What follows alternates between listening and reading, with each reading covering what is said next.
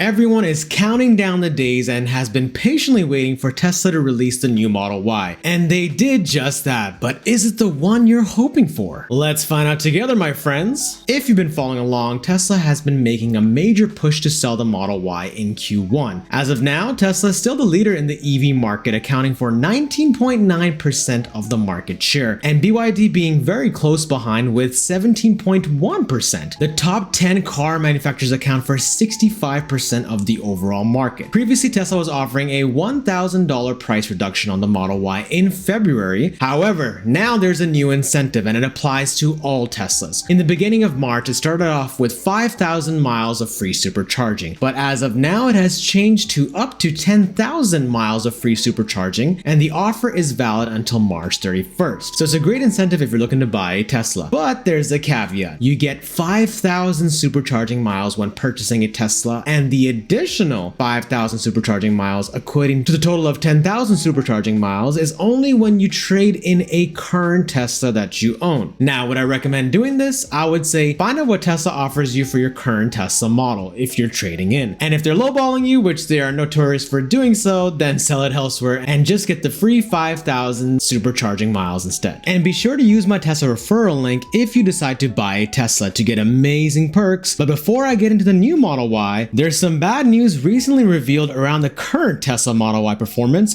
which I recently tested in a video. Turns out it has less EPA range than initially anticipated, and it now has an EPA estimate range of 279 miles compared to 285 miles reported previously. Now, technically, it's only a 6-mile difference, but between 2021 and 2023, the Tesla Model Y performance was rated at 303 miles of EPA combined range. Then it moved down to 285 miles, which was further now reduced down to 279 miles. So the change compared to the 2021 model year is 24 miles or 7.9%. So what's causing this decrease? No one exactly knows why, but theories are suggesting it could be related to EPA's new methodology related to driving modes and testing. Shifting focus now on a more positive note, exciting news has come out of Tesla launching a 2-seat version of the Model Y. If you go to Tesla's website right now, you will see only a 5 or 7-seat configuration, which has only been the 2 options available to purchase. But with the new 2-seater, it has a storage capacity of 2,158 liters or 76 cubic feet. And you may be wondering, don't you get similar space with the 5-seat configuration when the rear seats are folded down? How does buying the 2-seater even make sense? Well, there are 2 unique advantages. One, with the weight reduction of the 5 seats to the 2 seats, the range jumps up to 351 miles. Now, if you look at the current long-range Model Y, it has an estimated range of 310 miles. So that's quite a big jump. Secondly, because it is launching in France, it helps them qualify for a unique tax loophole. France's tax laws for business owners requires a utility vehicle to be used in a professional context and must be limited to 2 or 3 seats in the front and 0 in the back. They can be used for anything from emergency vehicles to rental companies and so on. Most vehicles in France are subject to a tax of 20%. Now, those with only 2 or 3 seats aren't subject to the same tax rate, so this could save a business thousands of dollars. To buy this new Model Y, it will be available exclusively at showrooms across France from March to July. And as of now, there isn't news when or if it'll be coming to other parts of the world, but let me know if you would consider buying the 2-seat Model Y if and when it comes out in North America, and subscribe for more Tesla content.